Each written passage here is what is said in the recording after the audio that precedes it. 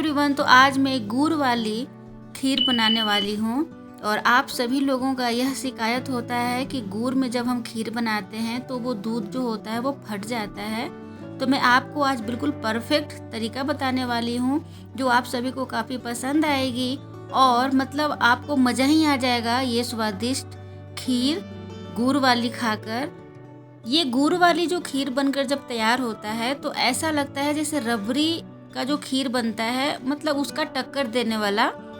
तो आप रबड़ी का भी खीर बनाना इसके सामने भूल जाएंगे जब इस तरह से गुड़ का खीर बनाएंगे। तो चलिए शुरू करते हैं। तो यहाँ पे मैंने सिर्फ 1 कप चावल लिया है और ये चावल बिल्कुल अरवा चावल कच्चा होता है खीर बनाने वाला। और एक और व्रत की चावल कहलाता है, व्रत में खीर बनाने वाला चावल, ये बिल्कुल छोटा साइज का होता है।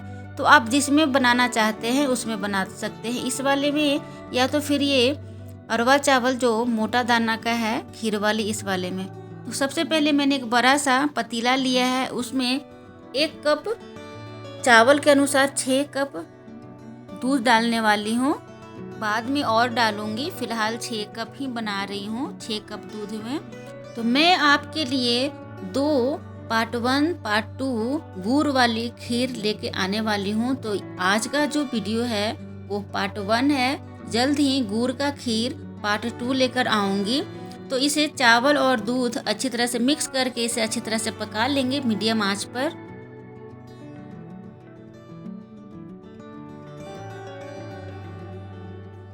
अब इसमें डालूंगी गरी, सूखा हुआ गरी छोटे छोटे टुकड़ों में करके मैंने डाल दिया है। ये नारियल ही होता है सूखा वाला।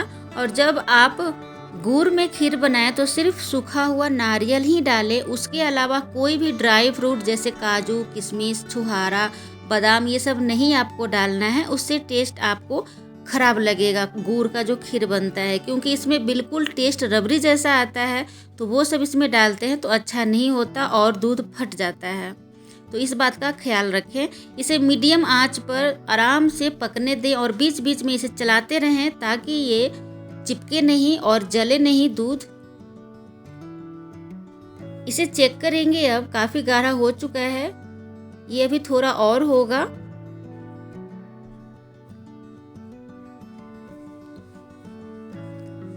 बीच बीच में इसे चलाना काफ़ी ज़रूरी है।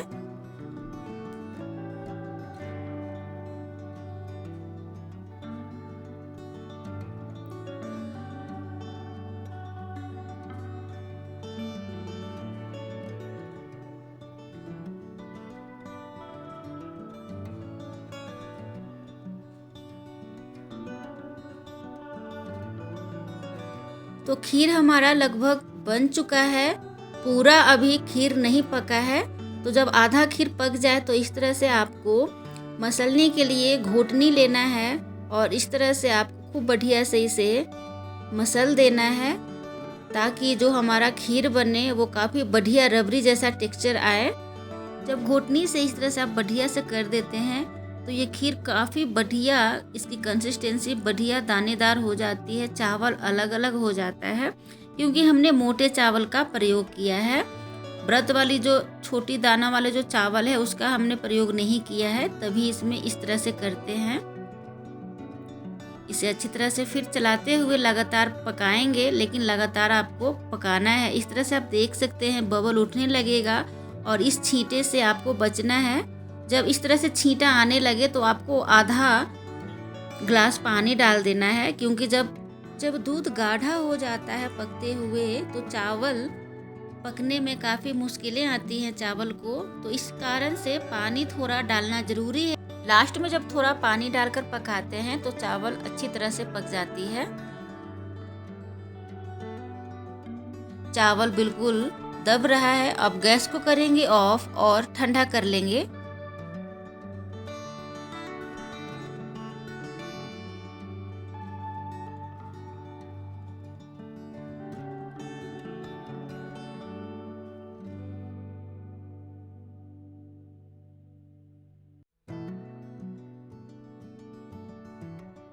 तो जब भी खीर बनाएं गुड़ वाली तो पहले चावल को इस तरह से पका लें दूध में। और अब मैंने यहाँ पे 200 ग्राम लगभग लिया है गुड़।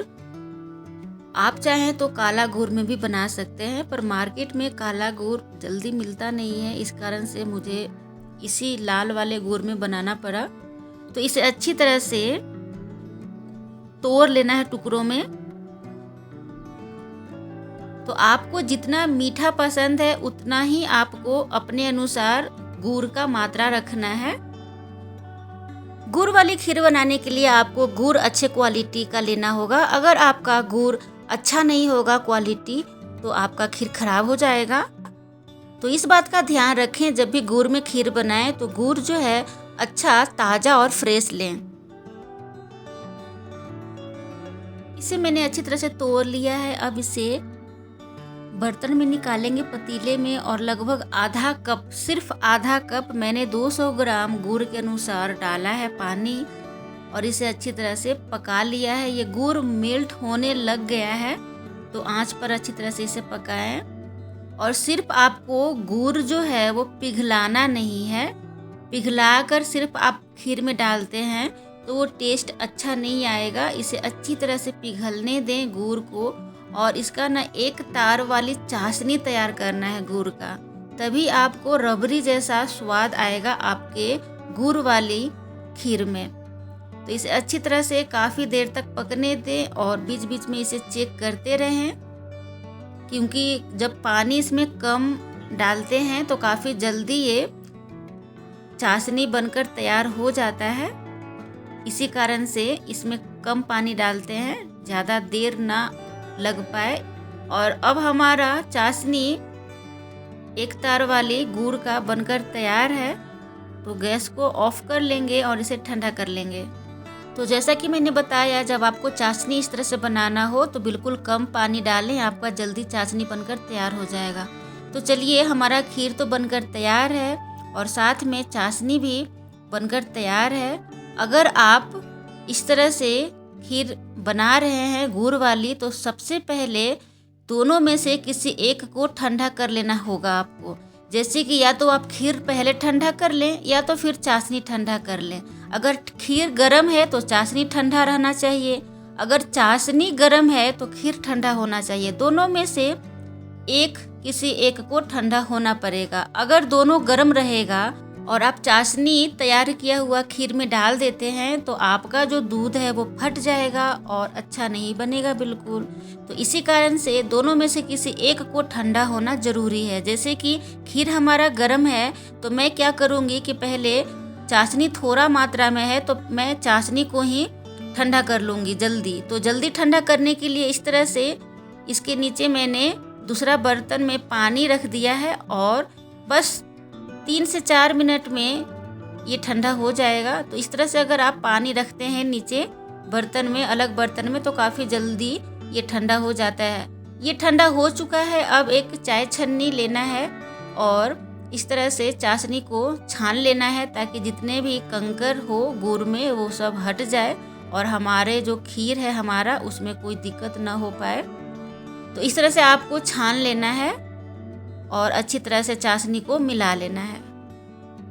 गर्मियों में जब भी आप इसे बनाएं तो ठंडा करके खाएं। गुड़ वाली जो हम खीर बनाते हैं तो वो ठंडा ही अच्छा लगता है।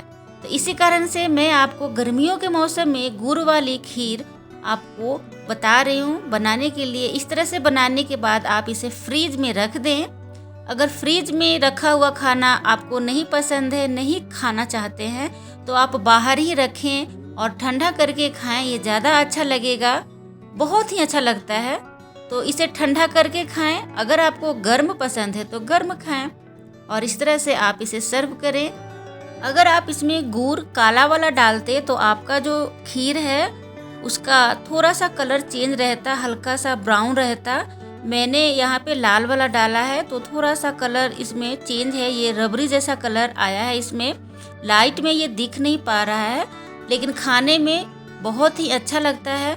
और आज के बाद आपका ये शिकायत नहीं होगा। अगर इस तरह से आप बनाते हैं गुड़ वाली खीर तो बिल्कुल शिकायत आपका नहीं रहेगा कि हमारा जो खीर है वो फट जाता है। तो इसी तरह से आप अपने घरों में बनाएं। अगर आपने अपने घरों में इस तरह से गुड़ वाली खीर बना लिया तो मैं गारंटी के साथ कह सकती हूँ कि आपको चीनी वाला जो खीर है वो सेकंड नंबर पे पसंद आएगा और गुड़ वाला खीर जो है वो फर्स्ट नंबर पर पसंद आएगा। पर यह खीर बनाने से पहले आपको एक बात का ख्याल रखना होगा, गुड़ जो है आपको फ्रेश ताज़ा लेना होगा। अगर गुड़ का क्वालिटी अच्छा नहीं होगा तो फिर आपका खीर खराब हो जाएगा।